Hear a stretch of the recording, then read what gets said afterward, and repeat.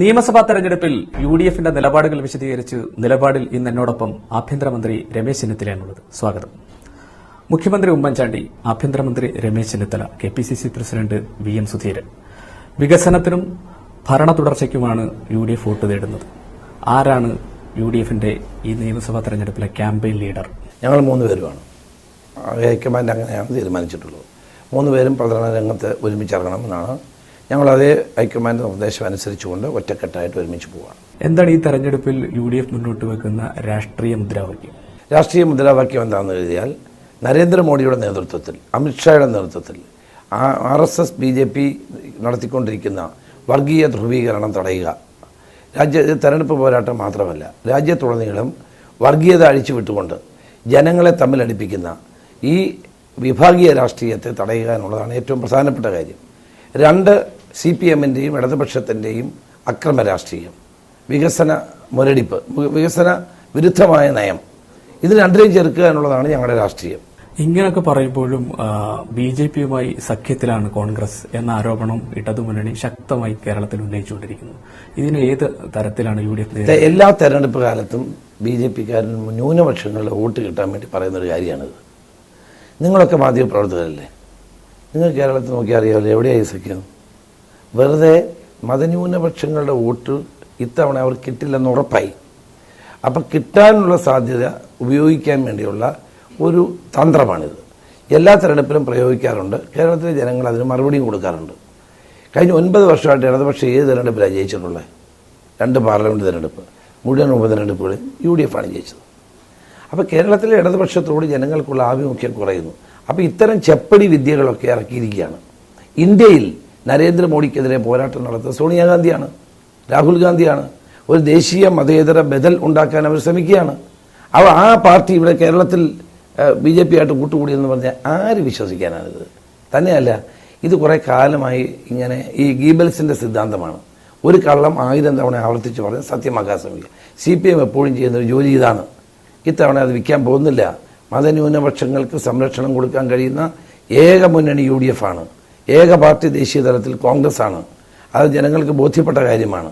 അപ്പം തെറ്റിദ്ധരിപ്പിക്കാൻ എന്തെങ്കിലും വഴിയുണ്ട്? 2 വോട്ട് കിട്ടാൻ വേണ്ടി ഇത്തരം വില കുറഞ്ഞ തെറ്റായ ആരോപണങ്ങൾ അവർ ഉന്നയിക്കുകയാണ്. കഴിഞ്ഞ അരുവിക്കര നിയമസഭാ ഉപതെരഞ്ഞെടുപ്പിൽ മുഖ്യമന്ത്രിയുടെ ഒരു പ്രസ്താവന, ഞങ്ങളും BJP-യും തമ്മിലുള്ള ആണ് മത്സരം എന്ന് പറഞ്ഞൊരു വിവാദമുണ്ടായിരുന്നു. അതിന് സമാനമായ ഒരു പ്രസംഗം കുട്ടനാട്ടിൽ നടത്തി എന്നൊരു ആരോപണവും നിലനിൽക്കും. അത് അടിസ്ഥാനരഹിതമാണ്. മുഖ്യമന്ത്രി തന്നെ അദ്ദേഹത്തിന്റെ പ്രസംഗത്തിന്റെ പൂർണ്ണ രൂപം പുറത്തുവിട്ടിരുന്നു. ഇതെല്ലാം മാർക്സിസ്റ്റ് പാർട്ടിക്ക് വേറെ മുദ്രാവാക്യങ്ങളില്ല, അജണ്ടയില്ല. ഈ തെരഞ്ഞെടുപ്പിൽ പരസ്പരം കണ്ടാൽ മിണ്ടാത്ത അച്യുതാനന്ദനും പിണറായി വിജയനും ഫ്ലെക്സ് ബോർഡിൽ ഒരുമിച്ചുണ്ട്. ഇന്ന് വരെ ഒരു യോഗത്തിൽ പോലും പങ്കെടുത്തിട്ടില്ല. ഇവർ തമ്മിലടിയാണ്, അഭിപ്രായ വ്യത്യാസമാണ്. പിണറായി വിജയൻ, ഞാൻ ഈ മാധ്യമങ്ങളെ കാണുന്ന പോലെ നിങ്ങൾക്ക് മീഡിയ വണ്ണിന് പിണറായി വിജയനൊന്നും കാണാവോ? ഒരു ഇൻ്റർവ്യൂ ചോദിക്കാവോ? പത്രസമ്മേളനം നടത്തുമോ? എന്തുകൊണ്ടാണ്? അവർക്ക് അഭിപ്രായ വ്യത്യാസം വളരെ വളരെ ശക്തമാണ്. അതുകൊണ്ടാണ് അച്യുതാനന്ദനും പിണറായി വിജയനും ഇപ്പം ജനങ്ങളെയും പേടിക്കുന്നു, മാധ്യമങ്ങളെയും പേടിക്കുന്നു.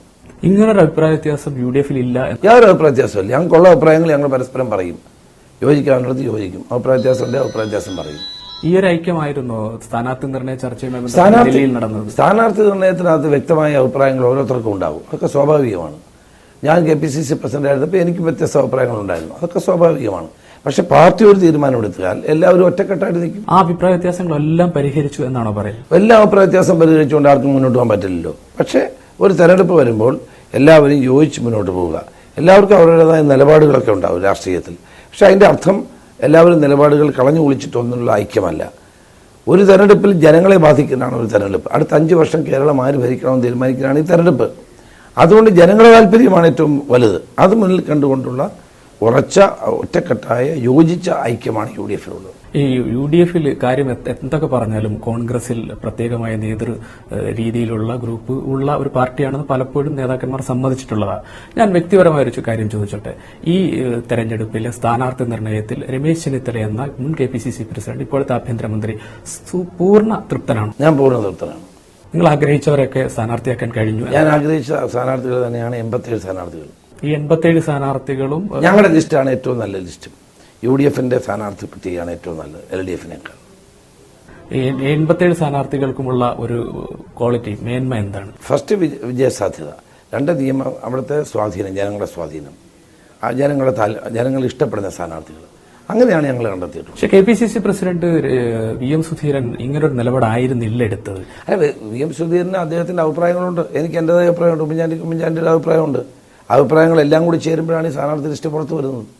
കോൺഗ്രസിനെ സംബന്ധിച്ചിടത്തോളം ഉറ്റുനോക്കുന്ന ഒരു കാര്യം ഭരണം ലഭിച്ചാൽ ആര് മുഖ്യമന്ത്രിയാകും എന്നതാണ്. ആര് മുഖ്യമന്ത്രിയാകും എന്നതിന് എല്ലാവരും എപ്പോഴും പറയുന്നത് MLA മാർ തീരുമാനിക്കും, അല്ലെങ്കിൽ MLA മാരുടെ അഭിപ്രായം തേടി ഹൈക്കമാൻഡ് തീരുമാനിക്കും എന്നാണ്. MLA മാർ ഐക്യപ്പെട്ട് എന്റെ പേര് നിർദ്ദേശിക്കപ്പെട്ടാൽ ഞാൻ സന്നദ്ധനാണ് എന്ന് പറയാൻ രമേശ് ചെന്നിത്തല സന്നദ്ധമാകും. അല്ല, അതൊന്നും ഇപ്പം ചർച്ച ചെയ്യുന്ന വിഷയമല്ല. തെരഞ്ഞെടുപ്പ് കഴിഞ്ഞ ശേഷം കോൺഗ്രസിന് ഭൂരിപക്ഷം കിട്ടിയാൽ കോൺഗ്രസ് ഹൈക്കമാൻഡ് അക്കാര്യത്തിൽ തീരുമാനമെടുക്കും. അത് നേരത്തെ തന്നെ ഹൈക്കമാൻഡ് തന്നെ പറഞ്ഞിട്ടുള്ള കാര്യമാണ്. അപ്പം ഇത്തരം ചർച്ചകൾക്ക് ഇപ്പോൾ യാതൊരു പ്രസക്തിയുമില്ല. വികസനത്തിനാണ് വോട്ട്. വികസനമാണ് കഴിഞ്ഞ 5 വർഷം ഉമ്മൻചാണ്ടിയുടെ നേതൃത്വത്തിൽ നടന്നത് എന്നാണ് UDF ക്യാമ്പയിനിൽ മൊത്തം പറഞ്ഞുകൊണ്ടിരിക്കുന്നത്. സ്വാഭാവികമായും ഉമ്മൻചാണ്ടി തന്നെയല്ലേ വീണ്ടും മുഖ്യമന്ത്രി ആവേണ്ടത്? അല്ല, മുഖ്യമന്ത്രി ആരാണോ എന്നുള്ള കാര്യം ഹൈക്കമാൻഡ് തീരുമാനിക്കും. പാർട്ടി അദ്ദേഹത്തെ 5 വർഷം ചുമതല ഏൽപ്പിച്ചു, അദ്ദേഹം അത് ഭംഗിയായിട്ട് നിർവഹിച്ചു. ഞാൻ KPCC പ്രസിഡന്റായിട്ട് എന്നെ ചുമതല ഏൽപ്പിച്ചു, ഞാൻ നിർവഹിച്ചു. ഇപ്പോൾ സുധീരൻ അദ്ദേഹത്തിന് ഏൽപ്പിക്കുന്ന ജോലി നന്നായി നടത്തുന്നു. മുഖ്യമന്ത്രി ആരാകണം, പാർട്ടി ലീഡർ ആരാകണം എന്നുള്ള കാര്യങ്ങളൊക്കെ ഹൈക്കമാൻഡ് തീരുമാനിക്കും. ഞാൻ നേരത്തെ ചോദിച്ചതിലേക്ക് തിരികെ വരാം. BJPയുമായുള്ള ബന്ധം, ഈ ബന്ധത്തിൽ ചില മണ്ഡലങ്ങളുടെ പേര് എടുത്തു പറയുന്നുണ്ട്. ഈ പേര് പറയുന്നതിൽ കോൺഗ്രസിലെ I ഗ്രൂപ്പിന്റെ സ്ഥാനാർത്ഥികൾ മത്സരിക്കുന്ന മണ്ഡലവുമായി ബന്ധപ്പെടുത്തിയാണ് പലതും പറഞ്ഞുകൊണ്ടിരിക്കുന്നത്. യഥാർത്ഥത്തിൽ കോൺഗ്രസിനകത്തു തന്നെ ഇത്തരത്തിൽ വാർത്തകൾ ചോർത്തി കൊടുക്കുന്നതിനോ അല്ലെങ്കിൽ BJP ബന്ധം ആരോപിക്കുന്നതിനോ അകത്തു തന്നെ എന്തെങ്കിലും ഒരു ഒന്നുമില്ല. അതൊക്കെ മാർക്സിസ്റ്റ് പാർട്ടിയുടെ പ്രചരണങ്ങളാണ്. ഇവിടെ അങ്ങനെ യാതൊരു കാര്യമില്ല. സത്യത്തിൽ ഈ ആരോപണം വന്നത് ഞങ്ങൾക്കെതിരായിട്ടില്ല, അത് ഷിജുവിന് തെറ്റിപ്പോയതാണ്. ആലപ്പുഴയിൽ CPMന്റെ 2 നേതാക്കന്മാർ BJDSുമായിട്ട് സംസാരിച്ച് ധാരണയാക്കി എന്നുള്ള അവർ അന്വേഷിക്കാൻ ആളിനെ വെച്ചിട്ടുണ്ട്, പാർട്ടി വെച്ചിട്ടുണ്ട്. UDFുമായിട്ട് അങ്ങനെ യാതൊരു ധാരണ ഒരിടത്തുമില്ല. അതിൻ്റെ ആവശ്യമില്ല. എന്തുകൊണ്ടാണ് ഇത്ര കൃത്യമായി പറയാൻ കഴിയുന്നത്? അതിൻ്റെ ആവശ്യമില്ലാത്തതുകൊണ്ട്. ഞങ്ങൾക്കല്ല തന്നെ മതേതര വോട്ടുകൾ ലഭിക്കും. ജനങ്ങൾ UDFിനോടൊപ്പമാണ്. UDF അധികാരത്തിൽ വരും. UDFിന്റെ പല നേതാക്കളും ഇപ്പോൾ ഈ ആരോപണം ശക്തിപ്പെടുത്തുന്നു. അതായത് പല മണ്ഡലങ്ങളിലും, അതായത് BJP ശക്തിപ്പെടുന്ന മണ്ഡലങ്ങളിൽ കോൺഗ്രസും അല്ലെങ്കിൽ UDFും BJPയും തമ്മിലാണ് മത്സരം. അവിടെ LDF യഥാർത്ഥത്തിൽ ഈ മതേതര വോട്ടുകൾ ഭിന്നിക്കാതെ മാറി നിൽക്കണം എന്നാണ് പറയുന്നത്. അങ്ങനെ ഒരു സന്നദ്ധത LDF പ്രകടിപ്പിക്കും. ഞങ്ങൾക്ക് LDFന്റെയും BJPയുടെയും ഒരു സഹായവും വേണ്ട. ഞങ്ങൾക്ക് തന്നെ UDFിന് തന്നെ BJPയെ നിലംപരിശാക്കാൻ കഴിയും. ഈ തവണത്തെ തെരഞ്ഞെടുപ്പിൽ BJPയെ UDF നിലംപരിശാക്കും. ഒരു സീറ്റ് പോലും അവർ ജയിക്കില്ല. അക്കാര്യത്തിൽ ഞങ്ങൾ കുറച്ച് വിശ്വാസമുണ്ട്. CPM എന്ത് മതന്യൂനപക്ഷങ്ങളുടെ വോട്ട് കിട്ടാൻ വേണ്ടി നടത്തുന്ന ഈ കള്ളപ്രചരണങ്ങൾ സത്യത്തിൽ അവർ BJPയെ സഹായിക്കുകയാണ്. അതുകൊണ്ട് BJP എന്ന് പറയുന്ന രാഷ്ട്രീയ പ്രസ്ഥാനത്തെ RSSന്റെയും BJPയുടെ അജണ്ട ഒരു കാരണവശാലും കേരളത്തിൽ നടക്കില്ല. സോണിയാഗാന്ധിയെ പേഴ്സണലായിട്ട് വേട്ടയാടുന്ന ഒരു പാർട്ടിയുമായിട്ട് ഏതെങ്കിലും തരത്തിലുള്ള പുലബന്ധം ഉണ്ടാക്കാൻ കഴിയുമോ? ഞങ്ങളെ സംബന്ധിച്ചിടത്തോളം ഞങ്ങളുടെ മതേതര നിലപാട് കൃത്യമാണ്. ഇന്ത്യയിൽ BJPയുമായിട്ട് ചേരാത്ത ഒറ്റ പാർട്ടിയുള്ളത് ഇന്ത്യൻ നാഷണൽ കോൺഗ്രസ് ആണ്. വെറുതെ ആവശ്യമില്ല പ്രചരണം അഴിച്ചുവിട്ടുകൊണ്ടിരിക്കുക. അത് നിങ്ങളൊക്കെ അതിനകത്ത് കൂടിപ്പോകുന്നുണ്ട്. നിങ്ങളെപ്പോലുള്ള മാധ്യമങ്ങൾ കൂടി ഇതിനകത്ത് അറിയാതെ വീഴു പോകുന്നുണ്ട്. തെറ്റാണ്.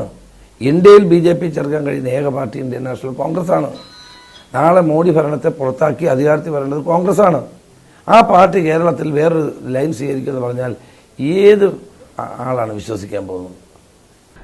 എന്റെ ചോദ്യം ഇതാണ്, BJP ശക്തിപ്പെടുന്ന ഇല്ല, അതൊക്കെ വെറുതെ. BJP ശക്തിപ്പെടുന്ന മണ്ഡലമൊന്നുമില്ല.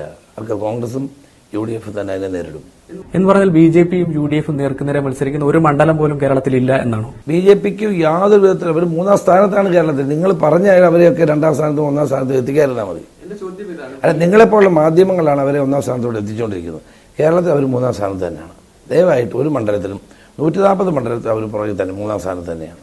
ഒരിടത്ത് പോലും അവർ 2ാം സ്ഥാനത്ത് വരത്തില്ല ഇത്തവണ. നിങ്ങൾ എഴുതി വെച്ചോളൂ. പക്ഷെ മുഖ്യമന്ത്രിയും കുഞ്ഞാലിക്കുട്ടിയും ഒക്കെ ഇത് പറയുന്നു. അപ്പോൾ അവർ പറയുന്നത് ശരിയാണ്. അത് ഞാൻ കുഞ്ഞാലിക്കുട്ടിയും കുഞ്ഞാലിയും പറയുന്നല്ലോ ഞാൻ പറയുന്നത് എൻ്റെ അഭിപ്രായമാണ്. കേരളത്തിൽ RSSന്റെയും BJPയുടെയും അജണ്ട നടക്കില്ല. അതിനോട് കേരളത്തിലെ പൊതുസമൂഹത്തിന് ശക്തമായ എതിർപ്പുണ്ട്. ശക്തമായ മതേതര നിലപാടുമായിട്ട് ഞങ്ങൾ മുന്നോട്ട് പോകുന്നു. ആ മതേതര നിലപാടിന് കേരളത്തിൽ ഞങ്ങളുടെ അംഗീകാരമുണ്ട്. അതുകൊണ്ട് തന്നെ BJPയെ കേരളത്തിൽ ചേർത്ത് നിർത്തിയത് UDF ആണ്. 2ാം സ്ഥാനത്ത് ഒരിടത്തും അവർ വരില്ല. 3ാം സ്ഥാനത്തായിരിക്കും അവരുടെ സ്ഥാനം. കേരളത്തിൽ BJP കഴിഞ്ഞ തദ്ദേശ ഭരണ തെരഞ്ഞെടുപ്പിൽ നില മെച്ചപ്പെടുത്തി എന്നത് വോട്ടിംഗിന്റെ കണക്കുകൾ നോക്കിയാൽ നമുക്ക് മനസ്സിലാവും. ഇപ്പോൾ SNDPയുടെ നേതൃത്വത്തിൽ പുതിയ രാഷ്ട്രീയ കക്ഷി വന്നു, BDJS കൂടി ചേർന്നു. അവർ വേറെ CK ജാനു അടക്കം ചെറിയ ചെറിയ പാർട്ടികൾ ചേർന്ന് NDA മുന്നണി രൂപീകരിച്ചാണ് കേരളത്തിൽ ഈ തെരഞ്ഞെടുപ്പിൽ കൃത്യമായി മത്സരിക്കുന്നത്. ഇങ്ങനെ മത്സരിക്കുന്ന BJP ഏതെങ്കിലും തരത്തിൽ നില മെച്ചപ്പെടുത്താൻ ഒരു സാധ്യത? ഒരു നില മെച്ചപ്പെടുത്തുമില്ല. ഡൽഹിയിലെ അനുഭവമായിരിക്കും അവർക്ക് ഉണ്ടാകുമ്പോൾ, ഡൽഹി തെരഞ്ഞെടുപ്പിലെ അനുഭവം ഉണ്ടാകും. ഇവിടെ സുരേഷ് ഗോപിയെ MP ആക്കിയുണ്ടോ, ജാനുവിനെ സ്ഥാനാർത്ഥിയാക്കിയുണ്ടോ, BJDSനെ കൂട്ടുകൂടിയുണ്ടോന്നും കേരളത്തിൽ ഒരു ചലനം അവർക്ക് ഉണ്ടാക്കാൻ കഴിയില്ല. ഈ തെരഞ്ഞെടുപ്പ് തെളിയിക്കാൻ പോവാണ്. അക്കൗണ്ട് BJP തുറക്കുന്ന പ്രശ്നമില്ല. ഞാൻ കാണുന്നത് ഈ നാട്ടിൽ അവർ അഴിച്ചുവിടുന്ന തെറ്റായ പ്രചരണമാണ്.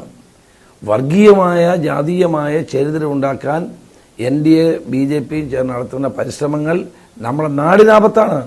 തെരഞ്ഞെടുപ്പ് മാറ്റിവെയ്, തെരഞ്ഞെടുപ്പ് വരും പോകും. പക്ഷെ ഈ സമൂഹത്തിൽ അവർ വിതയ്ക്കുന്ന വിത്ത് അപകടകരമായ ഒന്നാണ്. അത് വർഗീയതയുടെ വിത്താണ്. അത് കേരള സമൂഹം ഒരിക്കലും, ഞങ്ങൾ ന്യൂനപക്ഷ വർഗീയതയ്ക്കും എതിരാണ്, ഭൂരിപക്ഷ വർഗീയതയ്ക്കും എതിരാണ്. കേരളത്തിൽ മതേതരത്വമാണ് നിലനിൽക്കേണ്ടത്. അതിനെ തകർക്കാനുള്ള ബോധപൂർവമായ നീക്കമാണ് ഇപ്പോൾ BJP നടത്തിക്കൊണ്ടിരിക്കുന്നത്. അതിന് കേരളത്തിലെ മതേതര മനസ്സുള്ള ജനങ്ങൾ ഒരു കാരണവശാലും അംഗീകരിക്കില്ല. കേരളത്തിൽ BJP അക്കൗണ്ട് തുറക്കുന്ന പ്രശ്നമേ ഉണ്ടാവില്ല. കോൺഗ്രസിനെ വിശേഷിച്ച് UDFനെ പല സന്ദർഭങ്ങളിലും സഹായിച്ചിട്ടുള്ള സമുദായ കക്ഷിയാണ് SNDP പുതിയ രാഷ്ട്രീയ കക്ഷിയാകുന്നതോടുകൂടി SNDPയുടെ വോട്ടിൽ ഇപ്പോഴും കോൺഗ്രസിന് പ്രതീക്ഷ. SNDP വേറെ, BJDS വേറെ. ഇപ്പൊ കോൺഗ്രസിൽ തന്നെ SNDPയിലെ ഭാരവാഹികൾ എത്രയോ പേരുണ്ട്. അവരെല്ലാം BJDS ആണ്, ഒന്നുമല്ലല്ലോ. SNDP എന്ന് പറയുന്നത് ഒരു വലിയ മഹത്തായ പ്രസ്ഥാനമാണ്. R ശങ്കറെ പോലുള്ള മഹാന്മാരായ നേതാക്കന്മാർ നയിച്ച പ്രസ്ഥാനമാണ്. അതിനകത്ത് എല്ലാ പാർട്ടിക്കാരും ഉണ്ട്. കോൺഗ്രസ്സുകാരാണ് കൂടുതലുള്ളത് ഔദ്യോഗിക രംഗങ്ങളിലെല്ലാം. അപ്പോൾ അവരൊക്കെ കോൺഗ്രസ്സുകാരായിട്ട് തന്നെ നിൽക്കും. ഈ BDJS രാഷ്ട്രീയ പാർട്ടി രൂപീകരിച്ച പശ്ചാത്തലത്തിൽ പോലും വെള്ളാപ്പള്ളി നടേശനെ കാര്യമായി കോൺഗ്രസിന്റെ സംസ്ഥാന നേതാക്കൾ വിമർശിക്കുന്നില്ല എന്നൊരു പരാതിയുണ്ട്. ഇത് അത്രമാത്രം ശരിയല്ല. അല്ല, നമ്മുടെ വിമർശനം എന്ന് പറയുമ്പോൾ നമ്മൾ ഒരു മാന്യത വിട്ട് ഞാൻ ആരെയും വിമർശിക്കാറില്ല. പ്രതിപക്ഷ നേതാക്കന്മാരെ പോലും ഞാൻ ഓരോരുത്തർക്കും ഓരോരുത്തർ സ്റ്റൈലുണ്ട്. ഞാൻ എൻ്റെതായ നിലപാടിൽ ഞാൻ പറയാറുണ്ട്.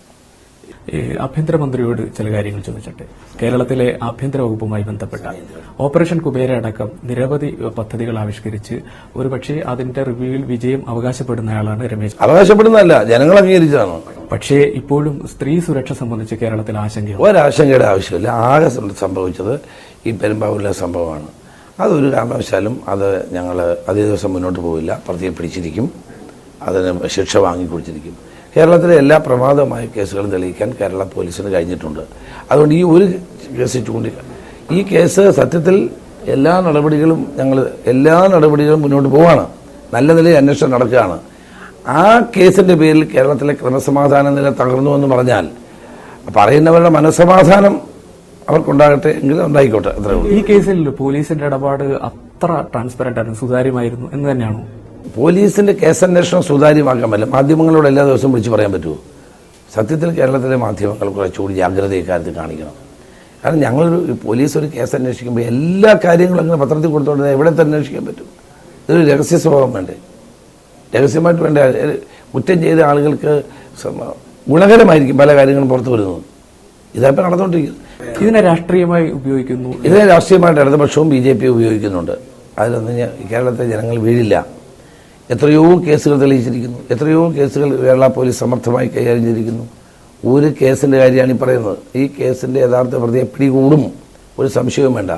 അങ്ങനെയാണെങ്കിൽ അവിടുത്തെ MLA, MP, panchayat president, ward മെമ്പറൊക്കെ ഇടതുപക്ഷക്കാരാണ്. അവരെന്തുകൊണ്ട് ഈ കാര്യങ്ങളൊന്നും ഇടപെട്ടില്ല? അവരുടെ അമ്മ തന്നെ പറയുന്നുണ്ടല്ലോ, ഷാജു പോളിന്റെ കാര്യത്തിൽ പറയുന്നുണ്ടല്ലോ. പക്ഷെ ഞങ്ങളാരും അതിനെ രാഷ്ട്രീയമായിട്ട് ഉപയോഗിച്ചിട്ടില്ല. പക്ഷെ പ്രധാനമന്ത്രി അടക്കമുള്ള ആളുകൾ കടുത്ത ഭാഷയിലാണ് സംസ്ഥാന സർക്കാർ. പ്രധാനമന്ത്രിക്ക് വളരെ നിലവാരം കുറഞ്ഞുപോയി. നരേന്ദ്രമോദി ആ സ്ഥാനത്തിരിക്കാൻ യോഗ്യനല്ലെന്ന് തെളിയിച്ചിരിക്കുകയാണ്. കാരണം ഇന്ത്യയുടെ പ്രധാനമന്ത്രി തെരഞ്ഞെടുപ്പ് പ്രവർത്തനങ്ങൾക്ക് വരുമ്പോൾ നെഹ്റുവിന്റെ കാലം മുതൽ ഒരു ഉന്നതമായ നിലവാരം വെച്ച് പുലർത്തുമായിരുന്നു. നരേന്ദ്രമോദി വെറും RSS പ്രവർത്തകനായിട്ടാണ് സംസാരിക്കുന്നത്. വളരെ ഗുരുതരമായ പ്രശ്നമാണിത്. ആ സ്ഥാനത്തോടുള്ള മഹിമ അദ്ദേഹം നഷ്ടപ്പെടുത്തുകയാണ്. സോണിയാഗാന്ധിയെ പോലുള്ള നേതാക്കന്മാരെ ആക്ഷേപിക്കുക, വളരെ മോശമായ കാര്യങ്ങൾ പറയുക, ഇതൊന്നും നരേന്ദ്രമോദി എന്ന് പറയുന്ന RSS പ്രചാരകന്റെ പ്രസംഗമാണ്, പ്രധാനമന്ത്രിയുടെ പ്രസംഗമല്ല. എനിക്കത് പറയുന്നതിൽ വലിയ വിഷമമുണ്ട്.